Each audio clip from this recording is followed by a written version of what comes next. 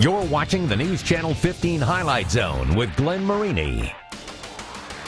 Sports coverage you can count on with the Highlight Zone starts now. Sometimes you got to win ugly. First half we were a little rough. We had to talk it over and let it be known that we had to come back. We'll take it. It's a win, right? Nobody knows we won.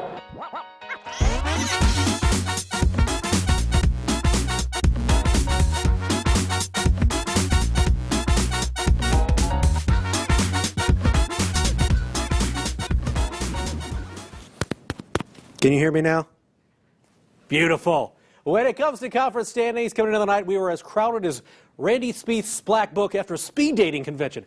That's crowded. That's especially true in the NHC, where we're going to start the night, because our own Joe Whalen spent the night at New Haven with a great game. He's got your Highlight Zone game of the week. Joe? Yeah, Glenn, 3 weeks into the new year, things are expectedly crowded at the top in the NHC. 4 teams at 2-0. That includes New Haven, 7th in the latest 3A state poll. Bulldogs playing their first home game in the new year. Carroll still just looking for its first conference win.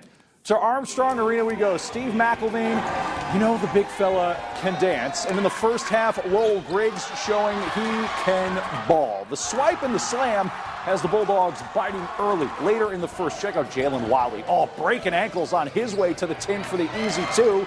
Carroll, meanwhile, took 23 shots in the first half. They made 3. This three-pointer from Chandler White accounted for 33% of the made shots and 25% of the Chargers' points in the first half, 19-12 at the break. Third quarter, though, was all about Carroll sophomore Kyle Mahlers. Cans the 3 next time down. Mahlers sits and hits, and then from the corner, another one. 17 of his game-high 26 points coming in the third quarter. Chargers were closing, but McElvain would carry New Haven home on his big, broad shoulders. The rebound, the hoop, and the harm. McElvain builds the lead to 5, and then later in the fourth, lob it up high to the big fella. It's another Mac attack on the three-point play as New Haven wins ugly, 60-53. First half we were a little rough, as you saw, but after halftime we had to talk it over and let it be known that we had to come back and play pretty hard. Sometimes you got to win ugly. You know, we'll take it. It's a win, right? Nobody knows we won. They got it down to 2. They may even went up 2 points. But, you know, we stayed tough, and we got it back controlled of it and won the game. Next up, New Haven travels to Leo on Wednesday. Carroll is home that same night to host Bishop Dwenger and Glenn. This was ugly, ugly basketball. New Haven won the game, but neither team shot very well from the floor. I'll tell you what, it's pretty if you're Al Gooden and you win the basketball game. And I'll tell you what, the NHC has some big dudes that can play, not only McElvain, but over the folks at Homestead with Dana Batt and Caleb Swanigan. Speaking of, we're going to stick with the NHC, where 2 teams undefeated in league play tonight going head-to-head. Randy Spieth was in Whitley County and has you covered. Randy. Yeah, Glenn, Dana Batt is at 6'8". Caleb Swanigan about the same. And no surprise to see Homestead atop the NAC standings with those 2 guys. With Drew Benedict, Derek Hennon, and Daniel Wool all now playing at Huntington University. Many surprised to see Columbia City also leading the league. Both teams 2-0 in conference as Swanigan laces things up. Let's go. Eagles here trailing by 2 in the first. That's still Columbia City's Tyler Green buries the 3. Eagles now up by 1. Homestead's Daniel Batt carrying the Spartans in the first. Long pass to him inside. He gets 2 of his first quarter 8 points right there. Spartans go up by 2, but Eagles would have the lead after 1. Justin Batchelder buries another Eagle triple. They lead 16-12 after 8 minutes. Let's go to the second. Homestead battles back. Teddy Ray from the corner knocks down a Spartan triple. Homestead down 1 after that. Then the Spartans in transition. Joe Alt drops this back to the sophomore Caleb Swanigan. The sophomore lays this one in. Swanigan scoreless in the first quarter, but finally gets in the stat sheet. Spartans take the lead and hold on as they go on to win 64-49. Glenn, back to you. All right, with Randy Spieth, you can't hate the player, you hate the game. Norwell, the 4th and final team coming into the night with a 2-0 record in NHC play. Knights at Bellmont first quarter. Cameron Benz, and nothing drives like a Benz. He gets the bucket there. Knights up early. More from the Knights. Pearson Harnish. They tell me he's athletic. Actually, that was Bellmont for Cameron Benz. That's Pearson Harnish, though, nodding it at 2. Norwell's Brett Bales had himself an evening, passing it to Austin Hayden. Then you're going to see Bales doing it himself. A little left-handed layup. Knights up by 6 early on. Then it's Bales doing more work. Bales pinching it in as Norwell wins big at Bellmont, 72-41. Let's go to the SAC. Northside, the conference leader, 3-0 in league play. Concordia, 2-1 in the league. First quarter action, Concordia coming out hot. Andrew Brown knocking it down. Then it's Reggie Tharp with 3 of his 11. How about Brown again? Brown from downtown. And if you're a Cadets fan, this was a picture-perfect start. You were up 3 after 1. Second quarter, though, North on the run. My Love Sutton finishing it off. How about Trevion Cruz? Great feed from Sean McGee. Then it's McGee doing it himself on the break. McGee had 10. This part of the 13-1 Northside run. How about Terrell Cruz finishing the break as Northside would withstand a late run by Concordia to win this thing 56-53. They play hard.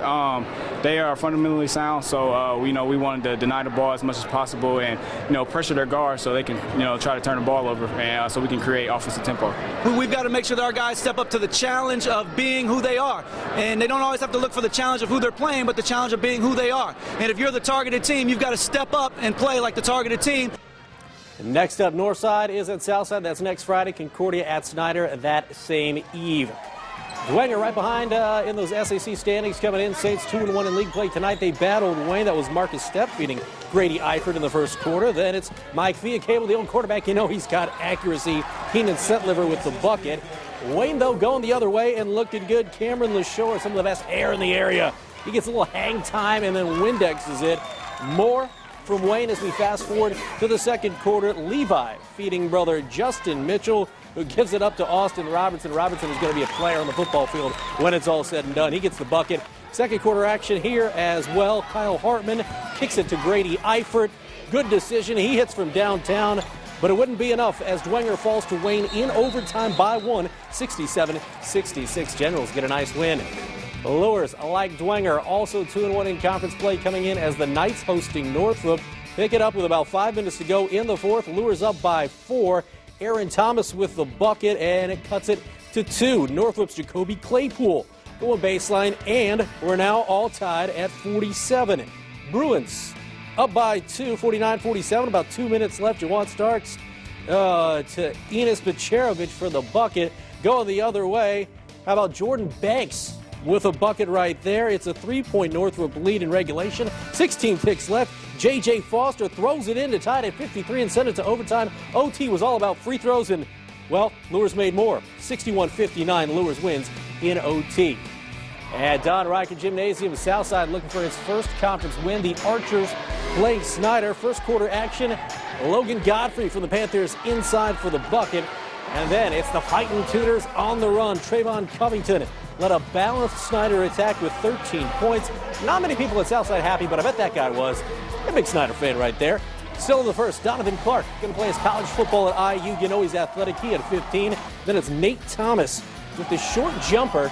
Southside on a run. They were up by 8 at that point.